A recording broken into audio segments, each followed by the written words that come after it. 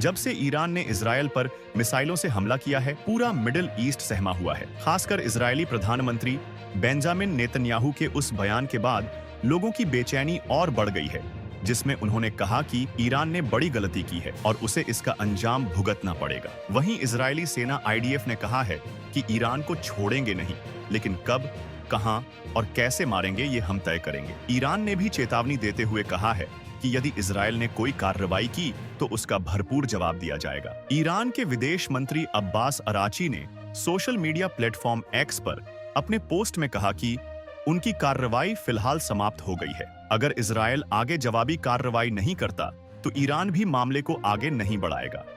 इस बीच अमेरिका ने भी मामले में सीधा हस्तक्षेप का ऐलान कर दिया है। राष्ट्रपति जो बाइडेन के आदेश के बाद क्षेत्र में मौजूद अमेरिकी सैनिकों ने इजरायल की ओर जाती हुई कई मिसाइलों को मार गिराया। बाइडेन ने कहा कि ईरान ने जो किया है उसे इसके नतीजे भुगतने होंगे। अमेरिकी उपराष्ट्रपति कमला हैरिस ने ईरान को मिडिल ईस्ट में एक खतरनाक और अस्थिर करने वाली ताकत बताया और कहा कि वॉशिंगटन इजरायल की सुरक्षा के लिए प्रतिबद्ध है।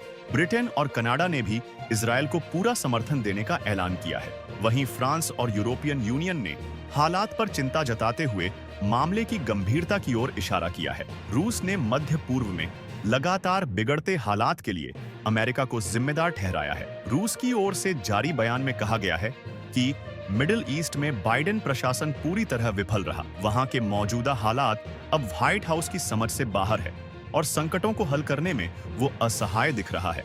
हिजबुल्लाह चीफ हसन नसरअल्लाह को मार गिराने के बाद इजरायल ने दक्षिणी लेबनान में ग्राउंड ऑपरेशन शुरू किया था। इसी बीच मंगलवार आधी रात को ईरान ने इजरायल पर ताबड़तोड़ मिसाइलें दागनी शुरू कर दी। इसके बाद तेल अवीव में सायरन बजने लगे और लोग जगह जगह बनाए गए बंकरों में छुपने लगे। रात भर ये आतिशबाजी चलती रही।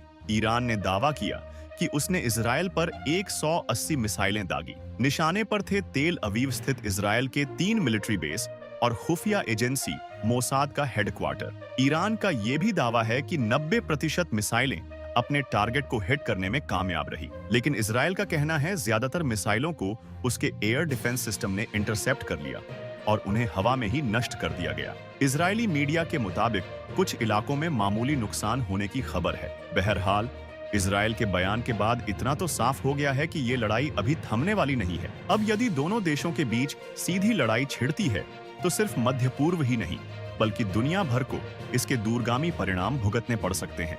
त्रिवेंद्र चौहान, खबर वर्ल्ड, दिल्ली।